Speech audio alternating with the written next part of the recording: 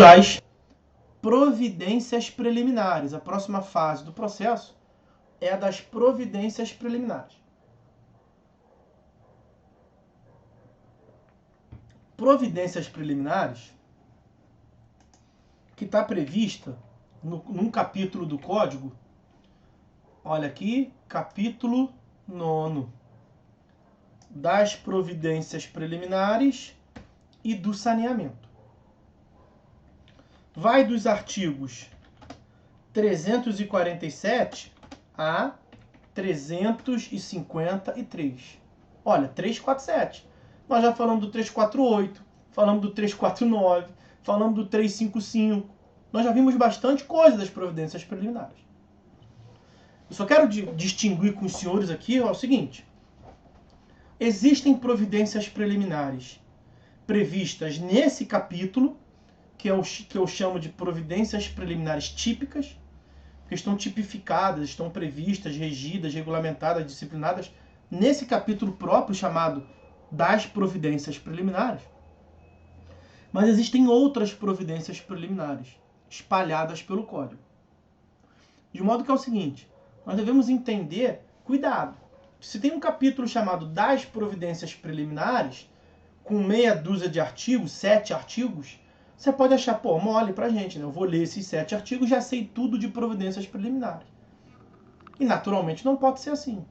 Veja, acabamos de falar de revelia, tivemos que ir lá no 72, inciso 2º, falar do curador especial.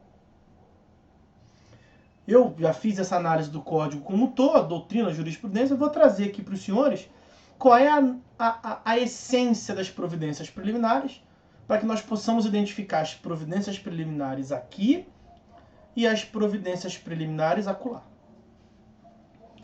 No que consiste as providências preliminares? As providências preliminares, meus amigos, são condutas que o juiz deve adotar superada a fase postulatória, autor, petição inicial, réu, contestação, ou contestação e reconvenção, ou só reconvenção, ou nada disso, revelia. Fase postulatória, atitude das partes. Agora é chegado o momento que o juiz tem que parar um pouquinho, descansa um pouquinho e vamos pensar. Até agora, o processo, em toda a franqueza, até agora o processo não chegou na mão do juiz. Na prática, o juiz não pega. O juiz, se é o juiz que faz lá o despacho preliminar, admitindo ou não a petição inicial, ele não faz a audiência de conciliação e mediação, o réu contestou ou não, e vai parar na mão dele. Vai parar na mão dele e justamente o código está chamando, o legislador está chamando o juiz e está falando assim, ó, para ninguém ouvir, cuidado para não fazer merda. Para e não vai gerar nulidade nenhuma nesse processo.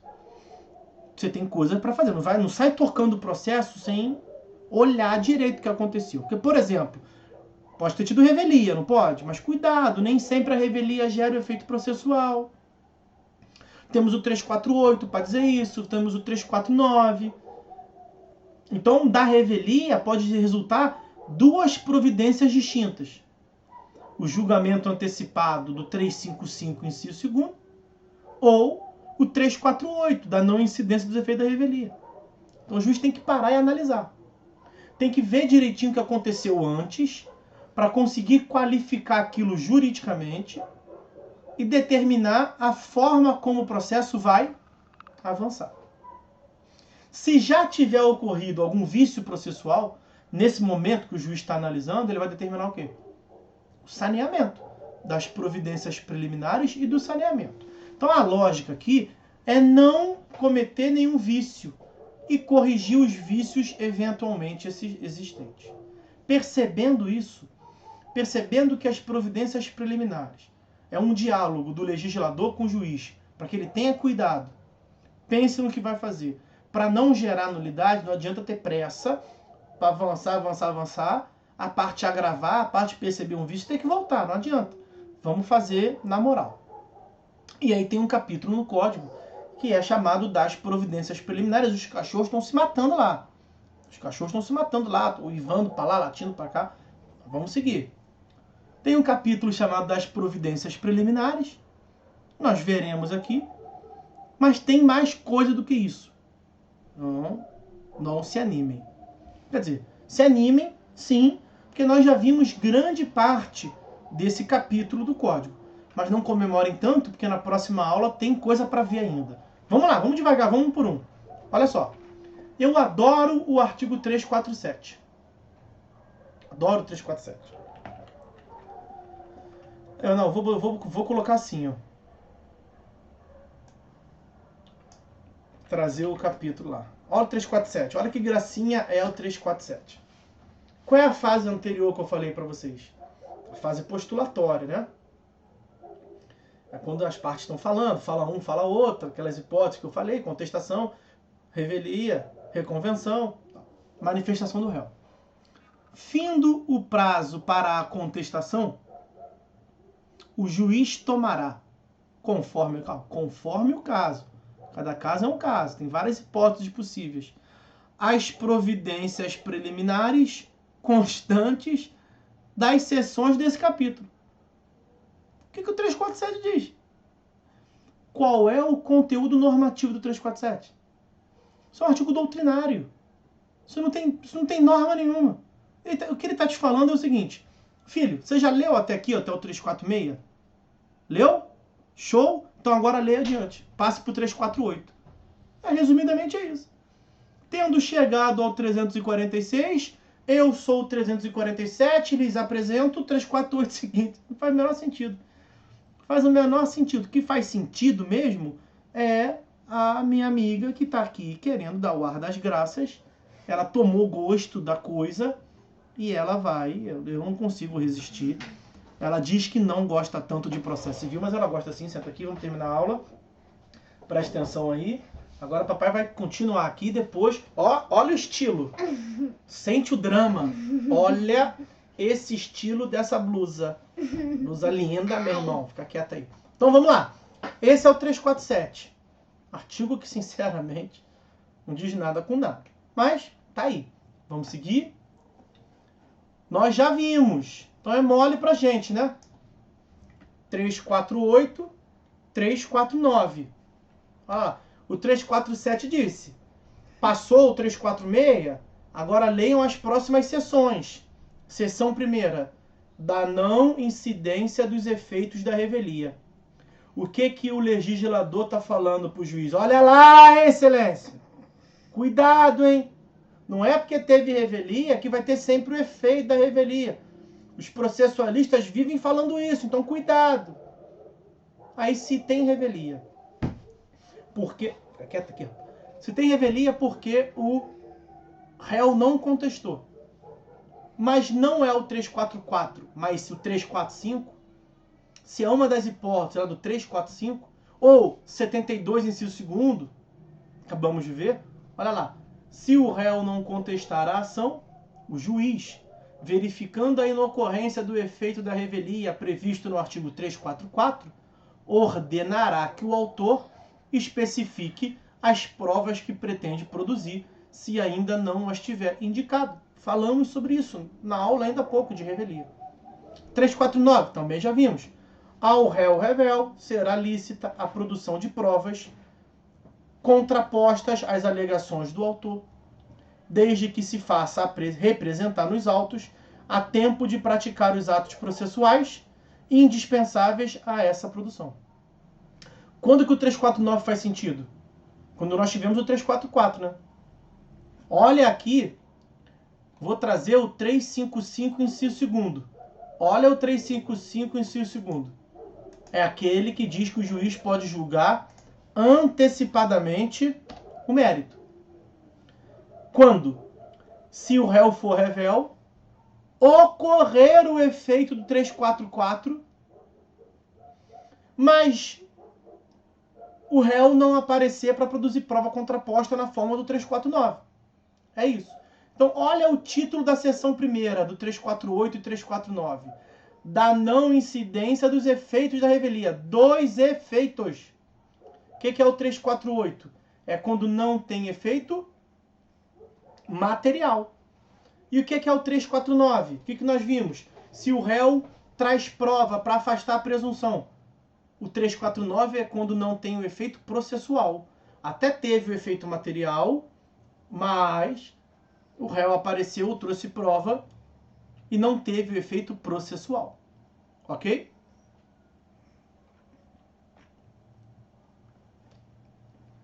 Aí vem essas duas gracinhas aqui, ó. Artigo 350, artigo 351. O legislador trata em 2 artigos diferentes. Em 2... que maravilha, os caras vão dormir do outro lado lá, pá. O legislador trata em 2 artigos diferentes. Em 2 sessões diferentes. O que é uma coisa só. E que nós já falamos aqui. Não nessa aula. Em aula passada. Que é a tal da réplica. Isto aí é a réplica. O código chama... Tá olhando para quê? O código chama de fato impeditivo, modificativo ou extintivo do direito do autor. E chama de alegações do réu. O código nessa parte é horrível. Foi horrível o código. É muito assistemático, fala coisa que dá nomes que não tem muito a ver. A doutrina critica muito essa passagem do código. Mas lá, vamos, o que tem? Lex habemus. Tem habemus papum? Lex habemus. Temos lei. 350. Se o réu alegar fato impeditivo, modificativo ou extintivo do direito do autor, o autor, será ouvido no prazo de 15 dias e pode produzir prova. O que é isso aí? Defesa de mérito indireta. Alegação de fato novo. Tem fato novo. 351. Se o réu alegar qualquer das matérias enumeradas no artigo 337, o que é o 337? Defesa processual, de questões preliminares. O autor não fala sobre as questões preliminares, o autor não vai falar que tem coisa julgada, o autor não fala que tem litispendência, que tem perempção, que ele não tem condições de ação. Então, essas alegações o réu trouxe, mas o autor não se pronunciou. O autor tem direito ao contraditório? O autor também tem direito ao contraditório, réplica em 15 dias. Nós já havíamos mencionado, tá aí, 350 e 351. Aí olha o 352. Olha, vai tomando nota aí. Você vai escrevendo tudo que eu vou depois te tomar. Eu vou te tomar lição depois. Olha o 352. Verificando a existência de irregularidades ou de vícios sanáveis, de vícios corrigíveis, o juiz determinará sua correção em prazo nunca superior a 30 dias. O que é isso? Saneamento. Mas o saneamento, eu quero dizer logo para os senhores o seguinte. Apareceu aqui, vai aparecer na próxima aula, vai aparecer na próxima aula. O código fala do saneamento em várias vezes. E nós já tivemos a oportunidade de falar aqui do princípio da primazia da resolução do mérito. Ela já sabe o que é mérito. Princípio da primazia da resolução do mérito. Artigo 4º, artigo 6º, 139, inciso 9º. Eu gosto de trazer aqui, a essa altura, o 139, inciso 9º. Ó, o juiz determinará, o juiz dirigirá o processo conforme as disposições desse código. Não é do código de Bustamante, não. É desse código, foi bom que o legislador disse, conforme as disposições desse código, incumbindo-lhe, então é uma incumbência do juiz, determinar o suprimento de pressupostos processuais e o saneamento de outros vícios processuais. Sempre que o vício processual for sanável, corrigível, o juiz tem o dever de corrigir. E aqui no 352 o legislador está se repetindo. Que bom que ele repetiu, né? É melhor, né? Não tem aqui, não dizem por aí que o que abunda não prejudica? O que abunda não prejudica? Então, o que abunda não prejudica. É melhor falar, às vezes é melhor falar de mais do que falar de menos. E aqui ele quis falar de mais deliberadamente, ele reiterou isso em várias passagens, por conta de um estado de coisa que nós tínhamos. Muitos juízes que se aproveitavam de vícios processuais para acabar com o processo. Ok? Então, veja, o legislador falou aqui, vai falar em outras passagens, a lógica é sempre o princípio da primazia da resolução do mérito. E aí vem o 353, que é outro daqueles artigos fenomenais. Quer ver? É outro daqueles artigos fenomenélcios. Olha aí, olha o 353. Olha o que ele diz. Nada com nada. Gastaram ali as 300 letras à toa. Olha, ao menos, né? Pouco importa. Artigo 353. Cumpridas as providências preliminares, ou não havendo necessidade delas, ou seja, o juiz passou por essa análise. Você não veio do 346? Quando você bateu no 347, ele falou o quê? Agora leia o 348. O que eu falei que não faz sentido nenhum. Aí você leu o 348, leu o 349, 350, 51, 52, aí vem o 353.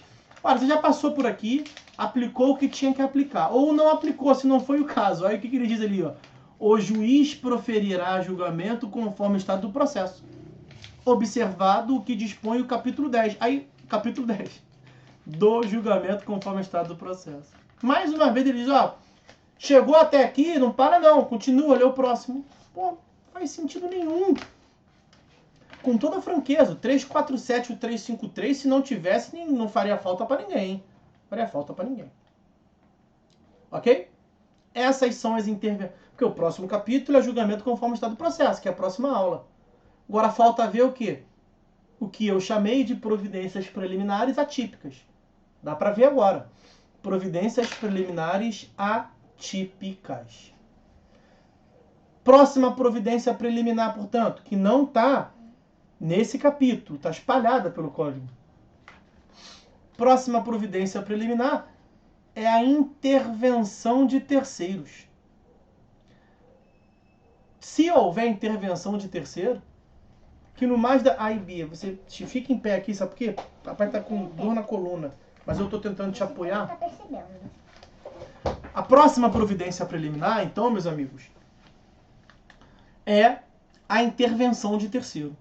Porque, havendo intervenção de terceiro, matéria de TGP 2, denunciação da lide, chamamento ao processo, intervenção com base no contrato de seguro, amicus curiae que seja, você deve oportunizar o contraditório ao terceiro. Muitos desses casos, a intervenção de terceiro se dá na contestação. Eu não vou ter tempo aqui de trazer todos os dispositivos, mas vejam o que prevê o artigo 120. Não, eu quero trazer o da denunciação antes. 126. A denunciação. 125 vai dizer quais são as hipóteses da denunciação da lide. Pode vir na inicial ou na contestação. Ó, a citação do denunciado, que é o terceiro, o denunciado, será requerida na petição inicial se o denunciante for o autor, ou o que nos importa seria a contestação. A citação do denunciado será requerida na contestação se o denunciante for o réu, devendo ser realizada a citação. Então, nas providências preliminares, para não gerar nulidade no processo, você tem que ouvir o denunciado, citar ele. A mesma coisa vai acontecer no chamamento ao processo. Artigo 131. Ó, 131. Peraí, meu amor. 130. Não derruba nada aí não, hein? 131. Olha lá, chamamento ao processo. A citação daqueles que devam figurar em litisconsórcio passivo será requerida pelo réu na contestação. E deve ser promovido em 30 dias, blá, blá, blá, questão procedimental. O juiz não pode tocar pau no processo sem fazer a citação, sem realizar a citação dos chamados. O chamante só pode chamar na contestação. O chamamento ao processo é só na contestação. Chamando o chamante, o chamado, tem que trazer o chamado para exercer aí, portanto, contraditório. Próxima intervenção de terceiro, da que não está nos capítulos. Tomem nota. Nós já falamos, nomeação de curador especial. É bom ver aqui, porque nós acabamos de falar. Então, nós falamos da não incidência do efeito da revelia, primeira. Nós falamos da réplica, segunda. Nós falamos do saneamento, terceira. Nós falamos da intervenção de terceiro, forçada, quarta. Nós estamos falando agora da nomeação de curador especial, quinta. Então, nomeação de curador especial, que nós já falamos. Artigo 72, inciso 2º, combinado com... Sua mãe está te chamando. Acho que eu devo chamar. Vai lá e fala para ela sentar aqui, senão ela vai ficar gritando aí. Artigo 72, inciso 2º, combinado com 341, parágrafo único. Nomeação de curador especial. E aí, para acabar a aula, agora sim, para acabar, sexta... Nós temos sexta, se houver reconvenção. Se houver reconvenção, o juiz tem que intimar o reconvindo, ou citar o reconvindo, se for um terceiro. Então, reconvenção, 343, parágrafo único, e agora essa é a sexta providência preliminar, né? Sétima e última providência preliminar, ele vai determinar a intimação de alguém que deva participar do processo obrigatoriamente. Intimação de um órgão ou entidade que deva participar obrigatoriamente do processo e até agora não participou. Exemplo clássico, Ministério Público. Ele vai intimar o Ministério Público nas hipóteses lá do artigo 178, que é a atuação do Ministério Público como custos constitucionais, fiscal do ordenamento constitucionalizado, para atuar em juízo. É obrigatória a participação do MP nesses casos. Se não participou até agora, tem que participar. Porque se não participar, tem nulidade. E o que é a providência preliminar? É para evitar nulidade. Então tem que assegurar contraditória a todo mundo. Mas não é só o MP que tem que participar obrigatoriamente. Em várias outras legislações, em várias outras matérias, nós temos também essa hipótese de participação obrigatória de outras entidades. Exemplo, o CAD, a CVM, o IFAM, ICMBio, IBAMA, entre outros, que tem a participação. Quando se tratar das matérias específicas, eles têm que atuar sob pena de nulidade. Ok? Então, se eles têm que atuar sob pena de nulidade, o juiz tem que intimar para que eles participem. Deu tempo, nós conseguimos ver todas as providências preliminares, portanto, de modo que nós vamos começar a próxima aula, e eu estou anotando aqui, aula do dia 9 de junho, Processo Civil 1, Penha, julgamento antecipado do mérito. Então nós já estamos chegando nas hipóteses de julgamento antecipado do mérito. Vamos falar da julgamento antecipado do mérito, decisão de organização do artigo 357, teoria geral da prova, sentença, coisa julgada. A gente termina o conteúdo programático, tá? Tem 3 aulas, contando com a próxima aula, dá para ver tranquilamente isso aí. Faltam 5 minutos, não compensa começar o próximo tópico agora. Então vou encerrar a aula aqui. Enquanto eu vou finalizando aqui, tomando o último café, eu me disponibilizo se alguém quiser tirar alguma dúvida. Se não, as saudações finais. Um abraço a todos aí. Quem quiser falar é só ativar o microfone ou mandar no chat ali.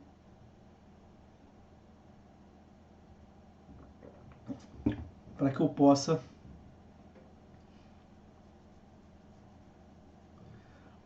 Paula, minha amiga, tá ali. Qual é o nome mesmo da próxima aula? Julgamento antecipado do mérito, tá? Julgamento antecipado do mérito. Eu anotei aqui também. Vá anotando aí que eu anoto aqui. Beleza? Galera, eu agradeço, eu que agradeço os senhores. Fiquem todos com Deus. Forte abraço. Nós estamos caminhando aí para melhorar, superar essa realidade, se Deus quiser. Vamos lá, estamos terminando o semestre daqui a pouquinho também. Forte abraço a todos. Acabou que eu não fiz o registro na aula do primeiro tempo, vou fazer com os senhores. Hoje é aniversário da Cândido, os senhores devem saber disso. Viva a todos nós, eu adoro a Cândido. Bem, às vezes é sacaneado, mas eu adoro a Cândido. Vamos lá, torcendo para que sejam mais 118 anos. Bom, vou terminar aqui, tá, meus amigos? Beijo a todos, forte abraço, fiquem com Deus e até a próxima.